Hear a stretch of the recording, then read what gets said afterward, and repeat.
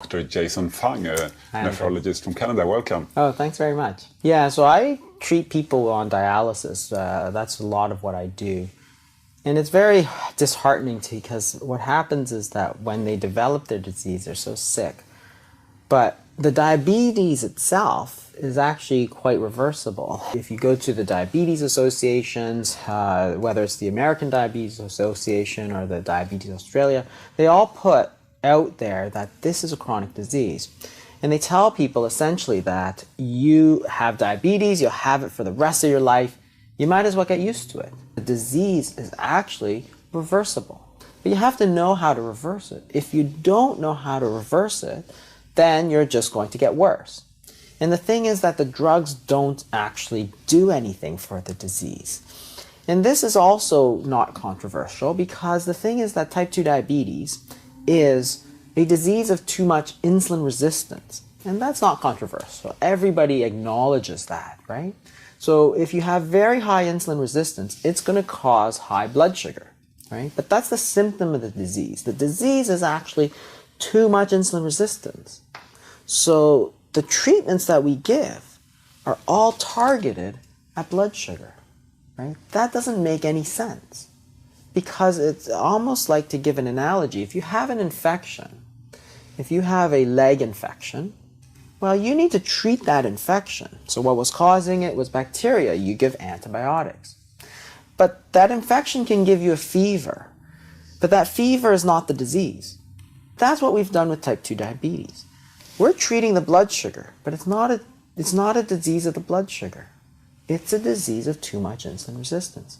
So what happens is that because we're not treating the disease tends to progress. Then the answer is to get that sugar out, get it down. So the first thing you need to do is cut out all the sugar, cut out a lot of these refined carbohydrates, which are just sugar. So the breads and the pastas, right? So they're all chains of sugar. That's all carbohydrates are, chains of sugar. As you eat them, they get broken down into sugar.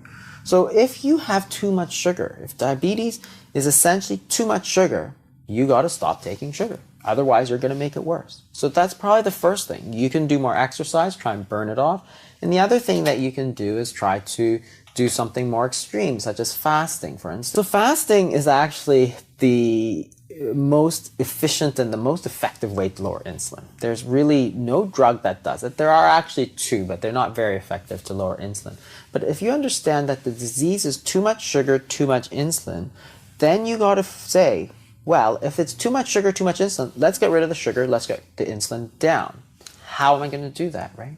So the thing about the sugar, you can go on a very low-carb diet, a ketogenic diet, and that will get your sugars down. But it doesn't necessarily get your insulin down because the proteins and the fats still raise insulin. Not to the same degree that carbohydrates do, but they still raise insulin. So you can get that sugar down, but you won't get that insulin down. So you can actually put people on various periods of fasting because you're not taking anything. It's not simply low carb, it's low protein and low fat, right? It's nothing at all. So think about what's going to happen here. The body is not going to have anything coming in. So what it's going to happen is it's going to start burning that sugar. And that's perfect. That's exactly what we want it to do. It starts burning sugar. After it burns the sugars, your sugars come down. You don't have to take medications. You don't have to take insulin. After that, it starts burning fat. And that's perfect. That's exactly what we want to do. And what happens during the fast is that your insulin levels go down. Perfect. That's exactly what we want. So what we're doing is we're burning off all that sugar and getting it out of the system, right? As opposed to just getting it out of the blood, we're actually getting it out of the entire body. So the fasting does both things. It lowers the insulin and it lowers the sugars. What's interesting when you look at fasting is that studies of fasting show the exact opposite. You don't have less energy, you have more energy. So there are certain things that get activated when you're fasting. So growth hormone goes up, for instance, to preserve lean muscle. Then you'd start burning just fat. Adrenaline goes up to give you more energy. And you're fueling all that energy with fat because you can measure free fatty acids in the blood and they go up.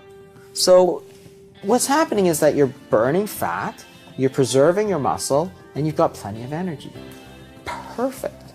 That is like the perfect treatment.